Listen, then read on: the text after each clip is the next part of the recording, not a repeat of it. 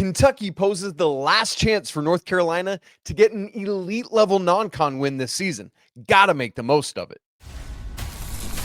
This is David Noel, and you're listening to Locked On Tar Heels.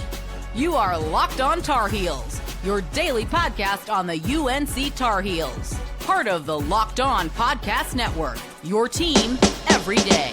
Hey there, what's up? It's Monday, December 1st, 2025. How on earth is it December? Here we go. Welcome into the Locked On Tar Heels podcast, the only daily North Carolina show out there. I'm your host, Isaac Schade. You're joining me at the place to get your Tar Heels content every single day. It's all part of the Locked On Network, now the #1 sports podcast network there is. Thanks so much for making us your first listener watch to get your Monday and, frankly, the month of December going the right way. Special shout out to all you everydayers here with us, all the members of the Locked On Tar Heels Discord. That link's in the show notes, by the way, and our Locked On Tar Heels Insider. That link is also in the show notes. This episode is brought to you by Game Time. Download the app, create an account, and use code LOCKEDONCollege for $20 off your first purchase. Here's where we're headed on this Monday. Tomorrow night, ACC-SEC Challenge, Tar Heels at Rupp Arena. It's going to be a great matchup and a critical game for the Tar Heels. I'll explain. We will have our final 4 quarters recap of the season after Carolina loses at NC State on Saturday night. There's a potential ACC football doomsday scenario afoot. I'll explain that and why it would be bad for the conference. And of course, we'll get to our Project 28 weekend whip around. All that coming up on the show today. Let's start. Tomorrow night inside Rupp Arena there in Lexington, Kentucky. Late. Get your naps in now. North Carolina visiting Kentucky. We will have a full preview of that game on the Tuesday show, but I just wanted to set up the importance of it today. This game should be great, right? Anytime 2 blue bloods get together, like Carolina, Kansas a couple weeks ago, like Carolina, Kentucky, like Carolina, Duke. My goodness, they're playing like the 4 horsemen of blue bloodery, right? It's crazy this season. But anytime these 2 teams get together, everyone wants to see it. It ain't Duke, Florida. That is the later game, the prime game. No. It is Carolina and Kentucky. And it's also like personally big for me. I've got a bunch of friends who are Kentucky fans. I've got some family who's Kentucky fans. So I ain't trying to hear all of their jabber-jawing if the Wildcats win this game. And so the game itself should be incredible. And you just want the opportunity to be in games like that. But here's why it's critically importantly a big deal. This is the last opportunity for the Tar Heels in non-conference play this season to get an elite level win. Yes, they will play Georgetown coming up this Sunday at home. Yes, they will play Ohio State on Saturday, December 20th in the CBS Sports Classic.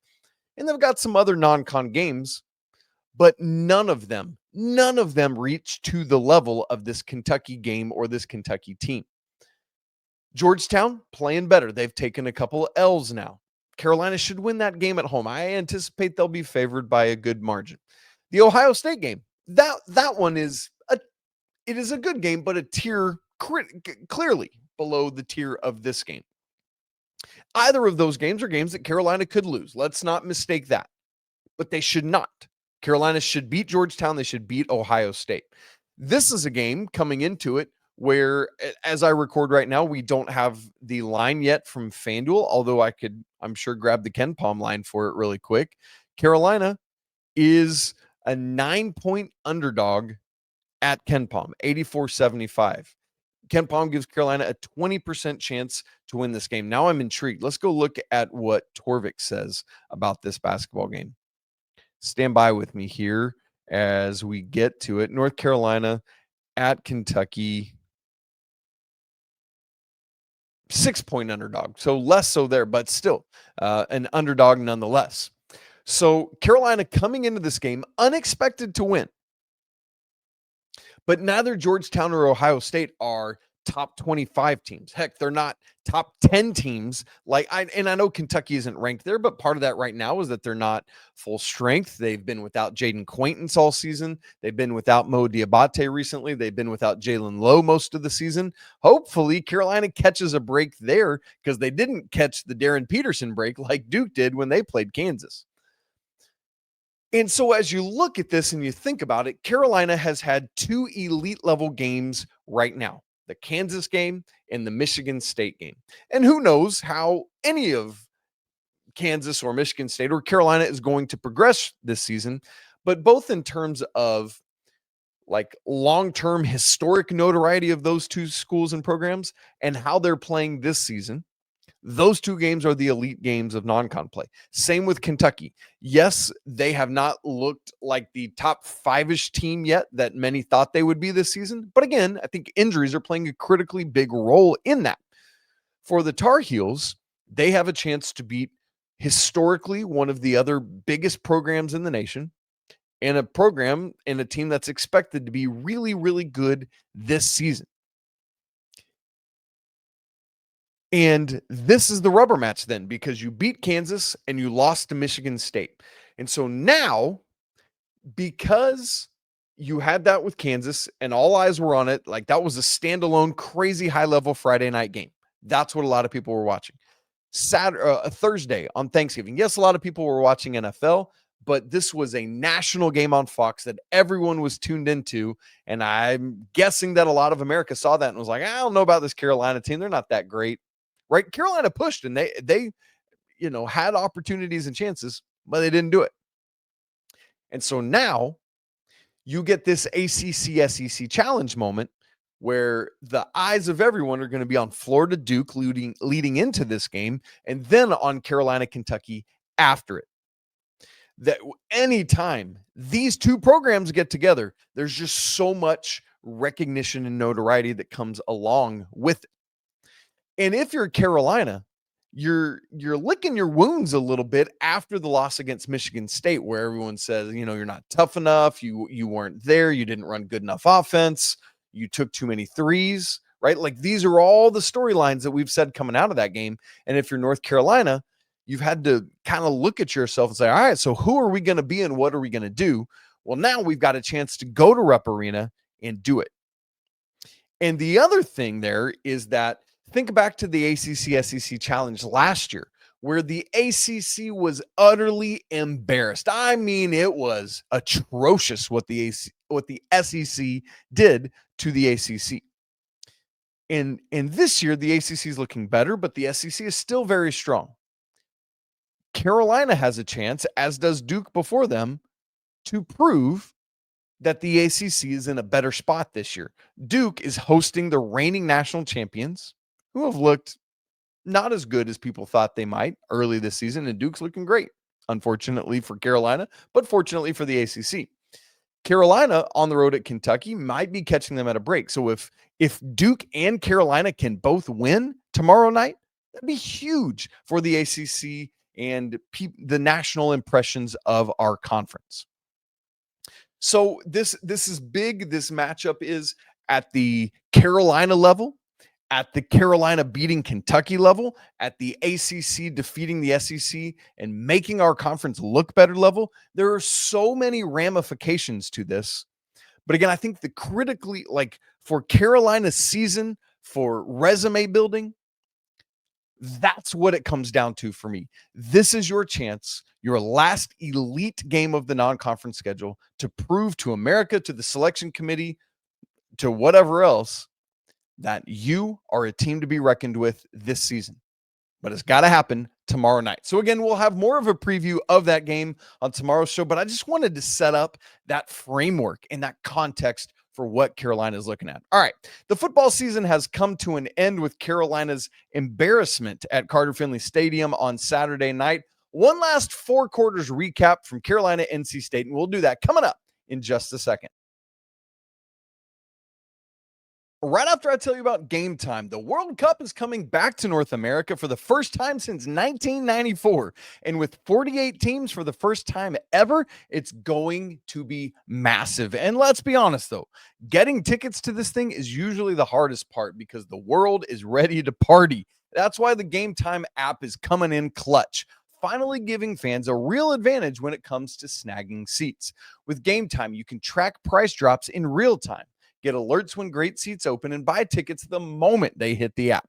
It puts the power back in your hands and makes going to the World Cup realistic for you instead of impossible. You just pull up the app, and the layout makes it so simple to scroll through matchups and compare seat views. Pick a game, tap a section, and have your tickets locked in within minutes. No confusion and no hunting for the fine print that's so confusing. You can set up alerts for teams and matches to make it easy to grab tickets the moment they drop instead of missing out. So take the guesswork out of buying World Cup tickets and every match or concert or event with Game Time. Download the app, create an account, and use code LOCKEDONCollege for $20 off your first purchase. And you could even use that toward a ticket to buy for this Carolina-Kentucky game tomorrow night. These things have dropped. They were in like the mid hundreds. Last week, it was around 100. I looked just before I got on. Get-in price right now is $73 for this game.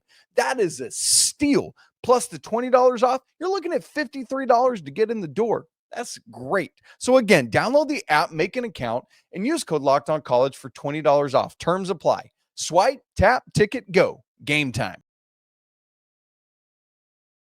Thanks for making Locked On Tar Heels your first listen or watch of the day. And thank you for making Locked On Network the #1 sports podcast network.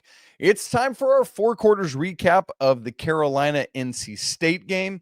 And oh my, that was something to behold on Saturday evening. Another frustrating loss, but the season is over. But we still going to have one more recap. So number 1 in our 4 quarters recap, the word undisciplined just kept rolling around in my brain all during the game and all weekend since then. And it's weird because let's remember back to the beginning of this season. And one of the things we said is, man, Bill Belichick teams are, one of the hallmarks of them is the fact that they are disciplined and they don't beat themselves. And so at the end of the first season of the Belichick era, you expect the Heels to be playing their most disciplined football of the season. Unfortunately, the exact opposite has been true, and it's gone in the different direction. And the most glaring issue with that is penalties. While there's a bunch of different things we could point to, I think critically and most tangibly, you can look at penalties. In the Duke game last week, Carolina was penalized 12 times for 103 yards, at least accepted penalties, and against NC State 11 times, so one fewer, but for 129 yards. So much of that is because there were so many unsportsmanlike penalties. And again, there were multiple penalties that weren't accepted because they were either on the same play or there was no need for NC State to do so. So combined over those last 2 games, Carolina has committed 23 accepted penalties for a combined 232 penalty yards. That is atrocious and has to be a point of focus over the offseason. So I went back and looked because, I love a good research project. What's the last time that Carolina had that many penalties and that many times over 100 in a 2-game span? So you don't have to rewind all that far to get to double-digit penalties in back-to-back games and 100 yards in penalty yards in back-to-back games. That happened actually twice in the 2021 season. There were 2 times where Carolina was penalized double-digit penalties for over 100 yards in back-to-back games. Twice. But how about this? The last time Carolina was over 232 penalty yards in a 2-game span, you got to rewind all the way to the 2012 season. So 13 years ago, when Carolina in back-to-back games was penalized 15 times for 126 yards and 15 times for 140 yards. Together, that's 266 penalty yards over the span of 2 games. Funnily enough, Carolina won both of those games versus Virginia Tech and on the road at Miami. So go figure. Undisciplined football, highly penalized, and you win them both. Yeah, what are you going to do? Number 2 on the 4 quarters recap. In a Saturday that was tough, Jordan Shipp had himself a day. In fact, it was the most career receiving yards he's ever had. 8 receptions for 90 yards and a touchdowns. Was also tied for the most receptions he's ever had in a single game. So the weird thing, though, is that, and I'm not putting this on Jordan Shipp. Let me make that loud and clear. It's great to have had a career day, but yet that career day for the guy who's essentially your number one receiver was not over 100 yards. To me, that speaks not to Jordan Shipp's lack of ability, but to the lack of ability from the quarterback position to get him the ball often enough and explosively enough, right? Like Jordan Shipp's the type of player who should have had a game where he had like 4 receptions for 120 yards because he just had some balls that he just caught, right? I hate to always hark back to it, but think about how Drake May would have benefited Jordan Shipp. But there also should be some games where Jordan Shipp had like 11 catches for 140 yards. You know, like both of those things should have happened by now in his career. The issue is that Carolina has not had the quarterback play to achieve such an end as that. You tracking with what I'm saying? So, how does that look going forward? You got to get a quarterback who can deliver explosive balls and keep plays and drives moving consistently. Number 3 in the 4 quarters recap. While the defense has been good this season and probably the best, of the two sides of the ball, and I won't include special teams in this conversation, but offense and defense, clearly it's been the defense that has kept Carolina in games. But while it's been good season long, and in particular since the Clemson game, 3rd and 4th down has let Carolina down over the course of the past 2 weeks. We talked about Duke and State with the penalty yards. Let's look at it with 3rd and 4th down. Against Duke, the Blue Devils were 6 of 15 on 3rd downs. Not too bad. That's just north of 33%. But I'll remind you that the Blue Devils were 5 of 6 on 4th down, meaning that Carolina was unsuccessful on what I'll call drive-stopping plays on 11 of the 15 opportunities that they had. That is what we'll call a stop rate of 26.7%.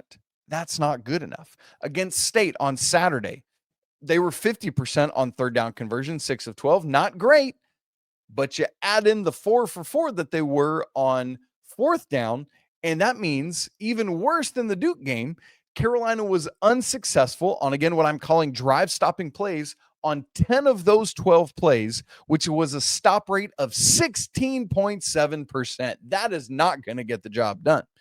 You combine that over the course of the last 2 weeks, Carolina was unsuccessful on 21 of 27 drive stop plays, which is a stop rate of just 22.2%.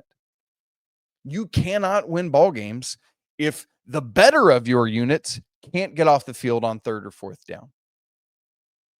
Now, part of that, football goes hand in hand.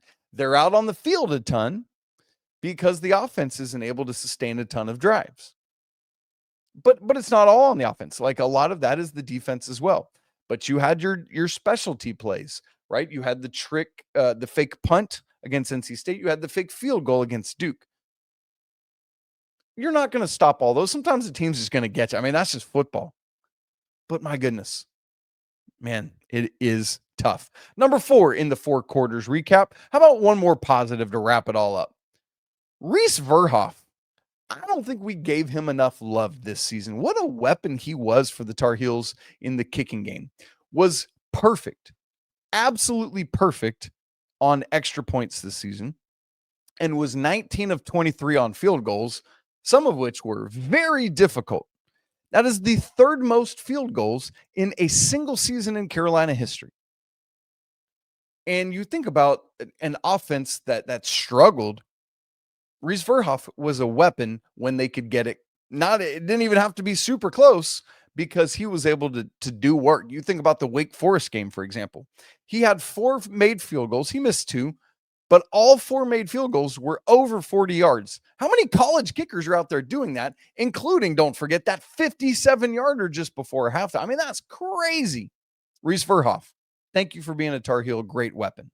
So that's the 4 quarters recap. And then obviously not specific to the game, but now it's time to turn our attention to the flood of transfer portal news that's going to come in between guys entering the portal, guys deciding to stay, guys who are, I don't know yet.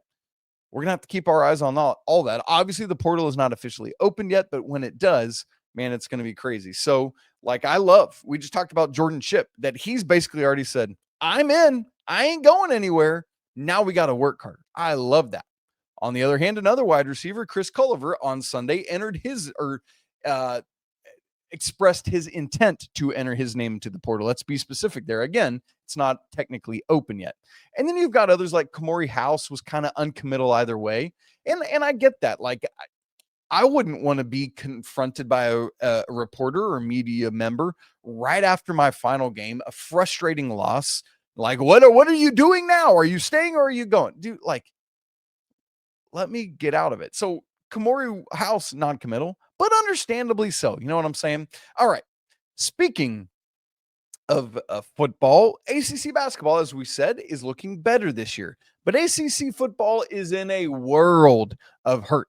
In fact, there might be a doomsday scenario upcoming where no ACC team gets in the college football playoff. I'll explain in just a second.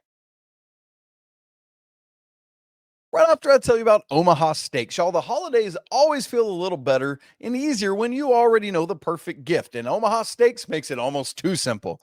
I mean, maybe you're wanting to buy a little something for yourself, but maybe you're wanting to buy for your family or friends. Give them something memorable, and Omaha Steaks delivered handcraft perfection right to their door or maybe to your own. And this week is the best time to jump in because Omaha Steaks has their cyber sale going on, and the deals are huge. The quality of Omaha Steaks, you guys, it's exactly what you're looking for. Incredibly tender steak, rich flavor, and meals that make hosting a holiday party or even just a random weeknight cooking easy and so much more simple. And the variety is underrated. You guys, it ain't just steaks. They've got burgers and comfort meals, sides, desserts, and more. It's one of the gifts that truly fits anyone. So save big on unforgettable gifts with Omaha Steaks. Visit omahasteaks.com for 50% off site-wide and an extra 20% off select favorites during the cyber sale. And for an additional $35 off, use promo code COLLEGE at checkout. Again, that's omahasteaks.com, promo code COLLEGE. Terms apply, and you can see the website for details. We'll get to the weekend whip around in just a second. Kind of a quiet time of the year, honestly, with some of the other fall sports ending and not all of the winter sports yet started. But we've got a couple things. But before we get there, the ACC, from a football standpoint, is looking at what I'm calling a potential doomsday scenario where legitimately this is no longer just some hyperbolic thing out in the atmosphere that could happen if all these things line up. This has now become a real potential thing that the ACC might get left out of the college football playoff entirely. What? How, Isaac? You're going to have to explain that to me. Again, I know it's not North Carolina specific, but this affects North Carolina because as the football program tries to make hay and take strides, if the ACC is struggling to get a singular team into a 12-team college football playoff, there are major issues. So as a reminder, it's 12 teams.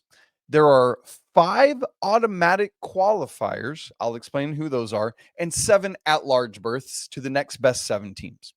The 5 highest ranked conference champions are who get those automatic qualifiers. And as someone asked me on Twitter, Isaac, I thought there were auto bids. And there are, but again, it's not a guarantee of it being Big 10, SEC, Big 12, ACC, and a group of 5 representative. It's just the 5 highest ranked conference champions, regardless of conference. So if there are 2 group of 5 champions that are more higher ranked next Sunday when they release the final poll, then those 2 champions get the automatic bids over an ACC champion. Like, that's how it will work. So think about it this way. If Virginia wins the ACC championship, we're good. they're going to be ranked highly enough above either group of 5 champion that the ACC will be fine. However, if Duke wins the ACC championship this coming Saturday, that's when things get wacky and wild, because there would almost certainly be 5 conference champions ranked ahead of the Blue Devils. We don't yet have this week's college football playoff ranks. Those will come out tomorrow night, Tuesday night. But with the new AP ranks that came out on Sunday, the Big Ten champ is clearly and obviously going to be ranked ahead of either ACC champ, because that's Ohio State versus Indiana. They're 1 and 2 in the nation right now. The SEC champ is either going to be number 3, again, AP poll rankings, number 3 Georgia, or number 10 Alabama. Can't beat that if you're Duke. The Big 12 champ is either going to be number 5 Texas Tech or number 11 BYU. Duke, there's literally not a way they would jump them. So there's 3 conferences guaranteed to be above the Duke Blue Devils. The next 2 possibilities is the American Championship. We're using the AP ranks. It's Tulane versus North Texas. That's number 21 versus number 20 in the AP poll. So again, Duke is not in the poll right now and not receiving votes.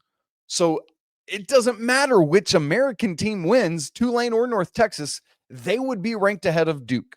And then finally, the Sun Belt Championship is James Madison, who's 19th in the new AP poll, versus Troy. If Troy wins that one, everything's off the table and doesn't matter. But assuming James Madison takes care of business, they would also almost certainly be ahead of Duke. So that would mean that the Big Ten champ, the SEC champ, the Big 12 champ, the American champ, whoever it is, and James Madison would all be ranked ahead of Duke, and then the ACC gets left out. The ACC champ would not, in that scenario, automatically qualify for the football playoff.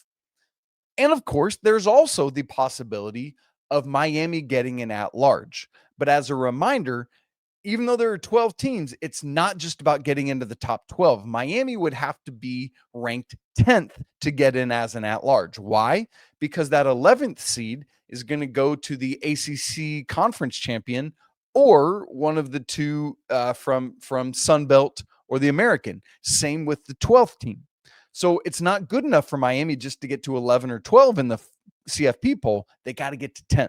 And if they don't do that, no at-large for the ACC either. So you tracking with me? Again, very real possibility that the ACC now gets left out of the football playoff. We'll keep tabs on it. Tomorrow night's poll will be very interesting. And obviously the final poll is this coming Sunday, the same day Carolina plays Georgetown in basketball. Let's get to the weekend whip around. Women's basketball now 8-1. Their lone loss to UCLA. They've won 6 in a row. They're ranked 12th in the nation, pending the new poll that comes out today. We already knew that they had beat South Dakota State and Kansas State down in Cancun, but on Saturday, they polished the trip off a perfect 3-0 with an 80-63 win over Columbia. Now, don't hear me say Columbia and say, oh, Isaac, they only beat an Ivy League school by 17. What's the deal there? Well, Columbia is the 3-time defending Ivy League champ. So, yeah, they're good. Lainey Grant ties her career high with 19 points. Sierra Toomey, 18 points on 8 of 9 shooting from the field, helping Carolina more than double up Columbia in points in the paint, 50-24. And I love India Navarre's line, but I'm also kind of terrified by it because she scored 11 points, but then 6. 6 rebounds, 6 assists, 6 steals for India Navarre. Crazy there. She, by the way, was the MVP of this event. The ladies have a massive test on Thursday, their own ACC-SEC challenge. They're on the road at Austin playing Texas, which is my wife's school, and that's going to be a Tar Heel Longhorn showdown. House divided. We'll see what happens. Volleyball finishes the regular season 21-8, 14-6 in ACC play. They had beaten Virginia on Wednesday, and they had a shot at redemption at home on Saturday against 13th ranked Miami. They win the first 2 sets. Things are looking good, but then they drop 3 and 4 and 5, and so lose the regular season finale to Miami. Hate it. As a reminder, there's no conference tournament in volleyball, so straight to the NCAA tournament. That field was announced over the weekend. Carolina is traveling to Madison, Wisconsin, where the Badgers are the 3 seed in the in this bracket, in this quadrant. So they are the 3 seed playing Eastern Illinois on Thursday. Carolina will play UTEP. That's Texas El Paso at 5:30 on Thursday. Now, UTEP is legitimately good. They're the team that's ranked in this region, not Carolina. So keep your eyes on that. And then if Carolina wins, they would play the winner of Wisconsin and Eastern Illinois on Friday at 8 p.m. Eastern. So, man, another great season for volleyball. So no matter what happens Thursday, great stuff. It's the first time in essentially a decade they've made the NCAA tournament in back-to-back seasons. Great stuff by the ladies. All right, you guys, that's it for today's show. Thanks for being with me here on a Monday. If you haven't subscribed to Locked On Tar Heels on video and audio, do it right now so you don't miss a second of the show. If you've not joined the Locked On Tar Heels Discord, we'd love to see you in there. That link's in the show notes. Absolutely free to join and a great thing to be a part of if you're looking for a healthy Tar Heels community. If you want to go next level with the show, Locked On Tar Heels Insider Program, that link's also in the show notes. All right, you guys, it's always a great day to be a Tar Heel. Tomorrow we'll get you set for the Kentucky matchup, and even though it's late, we will be live post-game after it. Make plans to join us now. But until then, peace.